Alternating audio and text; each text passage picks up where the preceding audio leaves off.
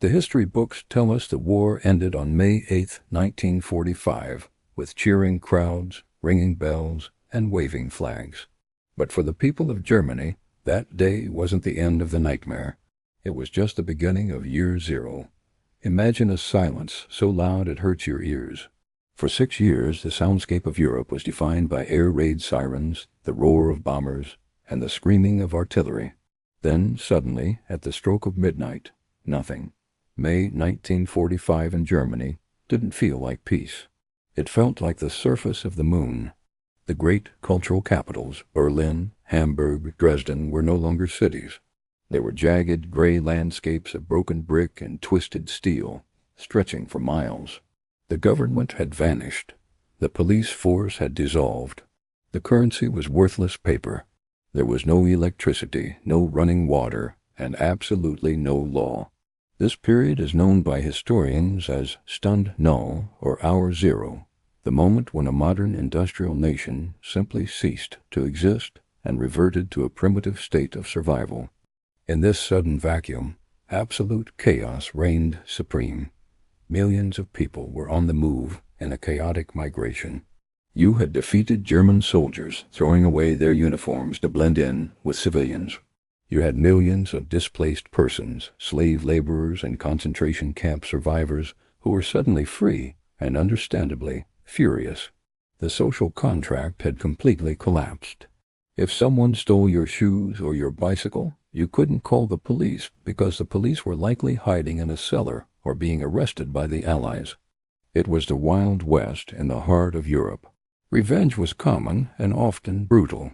In the first few weeks, the line between liberator and conqueror blurred significantly, and for the average German civilian, safety was a luxury they could no longer afford. Then came the hunger. It wasn't the kind of hunger where you skip lunch and feel grumpy. It was a deep, knowing starvation that altered your brain chemistry.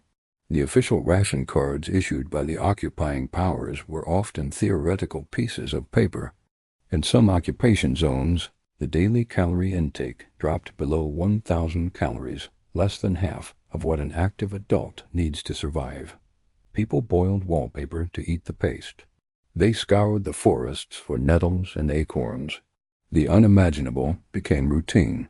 Family pets disappeared from the streets, ending up in stew pots. In the ruins of Berlin, a dead horse in the street wasn't a tragedy. It was a buffet. Crowds would descend upon the carcass with knives, stripping it to the bone in minutes. With the men either dead, crippled, or rotting in prisoner-of-war camps, the colossal task of rebuilding fell to the women. They became known as the Trümmerfrauen, or rubble women. If you look at photos from 1945, you see them everywhere. Lines of women, from teenagers to grandmothers, standing atop mountains of sharp debris. They didn't have bulldozers or cranes. They had their bare hands, hammers, and buckets. They formed human chains, passing bricks one by one, cleaning off the old mortar so the bricks could be reused. It was backbreaking, dangerous work performed on empty stomachs. They were the architects of the new Germany, literally clearing away the sins of the fathers with their own blood and sweat, driven not by hope, but by necessity. In year zero, money meant absolutely nothing. The Reichsmark was just printed paper used to start fires or wallpaper shacks. The real currency of 1945 was the American cigarette. It was the gold standard of the black market.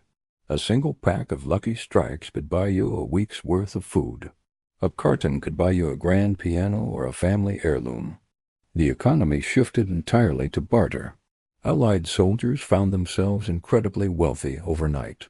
A chocolate bar could trade for a Leica camera. A pair of nylon stockings could trade for intimacy. The black market centers like the Tiergarten in Berlin were surreal bazaars where desperate locals traded their wedding rings for a tin of Spam just to feed their children. The experience of year zero depended heavily on who liberated you. In the West, under the Americans and British, it was humiliating and hungry, but generally survivable. In the East, under the Soviet Union, it was a horror story. The Red Army had arrived with a thirst for vengeance after the atrocities committed by the Nazis in Russia. The stories of mass looting and violence in the Soviet zone terrified the population. Millions of Germans fled westward, clogging the roads in a desperate panic to surrender to the Americans rather than the Russians. This mass migration added to the chaos, creating a refugee crisis within Germany itself, as families slept in train stations and bombed out churches, terrified of the Evens coming from the east. Then there was the psychological reckoning. The Allies launched a program of denazification, forcing German civilians to confront what their government had done. In many towns, American soldiers forced local citizens to march through the nearby concentration camps. They made them look at the piles of bodies and the gas chambers. The reaction was a mix of genuine horror and defensive denial. "Wir haben es nicht gewusst." "We didn't know," became the national catchphrase. Whether they truly knew or had simply chosen to look away didn't matter anymore. The smell of death was undeniable. The entire nation was forced to look in the mirror and see a monster, shattering their sense of identity and national pride. Perhaps the most tragic victims of Year Zero were the children. Thousands of orphans, known as Wolfskinder or wolf children, roamed the forests of East Prussia and the ruined cities. Separated from their parents during the flight from the Soviets, these feral gangs of kids lived in cellars and woods, stealing food to survive. They had forgotten how to read or write. They only knew how to run and hide. They were the lost generation, traumatized before they even hit puberty. Some were taken in by farmers to work as slave labor. Others simply vanished. Their eyes in the photographs from this era are old, devoid of innocence, staring blankly at a world that had completely failed to protect them. Shelter was a luxury. With 20% to 50% of housing destroyed in major cities, people lived wherever they could. They lived in the basements of collapsed apartment blocks, often sharing a single room with 3 other families. They lived in garden sheds, in subway tunnels that flooded when it rained, and in makeshift shantytowns built from scrap metal. The smell of wet plaster and unwashed bodies was the scent of 1945. In the winter, which was particularly harsh, the lack of coal meant people froze to death in their sleep. They burned furniture, books, and even doors just to keep the temperature above freezing. Home wasn't a sanctuary. It was just a hole in the ground that offered slightly more protection than the street. Officially, Allied soldiers were forbidden from fraternizing with the enemy. "Don't play with Jerry" was the slogan. But human nature is stronger than military orders.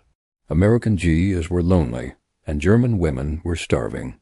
Relationships formed, often transactional, but sometimes genuine. These women were scorned by their neighbors, called Ami whores or chocolate girls.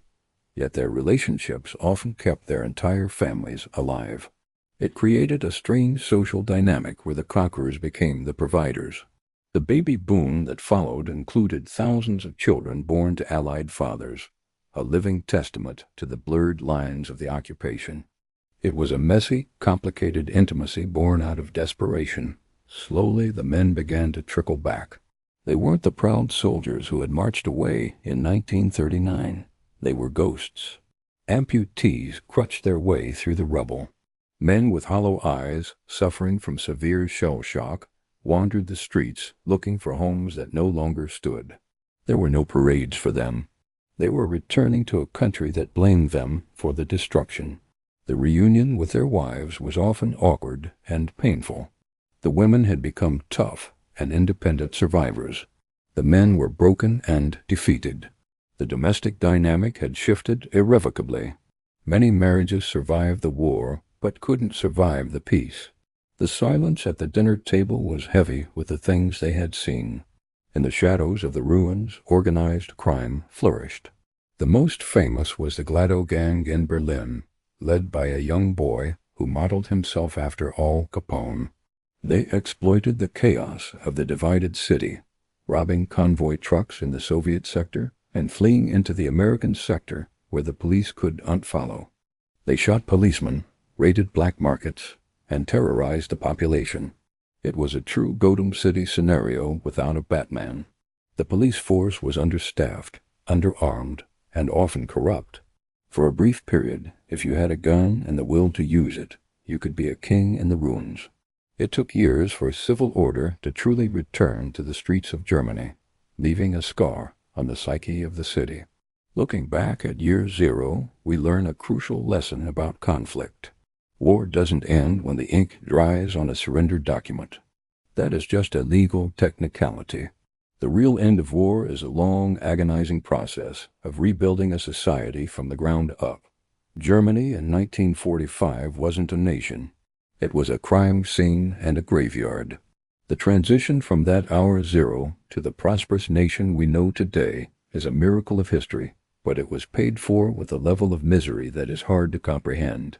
It reminds us that the true cost of war isn't just paid on the battlefield, but in the soup kitchens, the cold cellars, and the quiet, desperate struggle to remain human when the world around you has gone to hell.